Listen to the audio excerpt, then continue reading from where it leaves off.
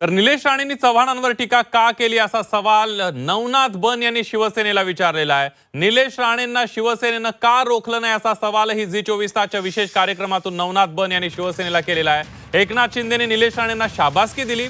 निलेश राणेंनी रवींद्र चव्हाणांवर टीका केली आणि त्यावेळेला शिवसेनेनं त्यांना रोखलं का नाही असा सवाल भाजपनं उपस्थित केलाय। निलेश राणे ज्यावेळेला रवींद्र चव्हाणांवर टीका करत होते त्यावेळेला एकनाथ शिंदे निलेश राणेंचं कौतुक करत असल्याची गोष्टही भाजपला लागली आहे। निलेश राणे हे भाजप नेत्यांच्या घरात घुसून पैसे पकडून देतात, हे युती धर्माला धरून नसल्याचंही भाजपनं म्हटलेलं आहे। झी 24 तासच्या विशेष कार्यक्रमामध्ये नवनाथ बन यांनी अनेक सवाल उपस्थित केले।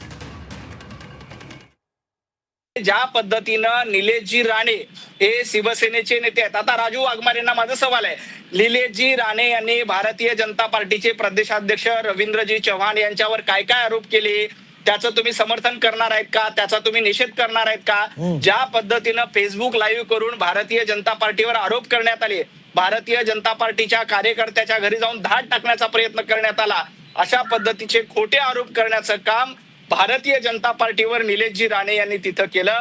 आणि उलट एकनाथजी शिंदे सिंधुदुर्गामध्ये गेले आणि सभेमध्ये काय सांगितलं की राणे हे आमचं खणखणीत नाणं आहे, अशा पद्धतीची त्याची पाठराखण एका प्रकारे निलेशजी राणे यांचं कौतुक करण्याचं काम देखील एकनाथजी शिंदे यांनी तिथं केलं। निलेशजी राणे यांचा तुम्ही निषेध करणार आहेत का, हे मला राजू वाघमारेंनी सांगावं।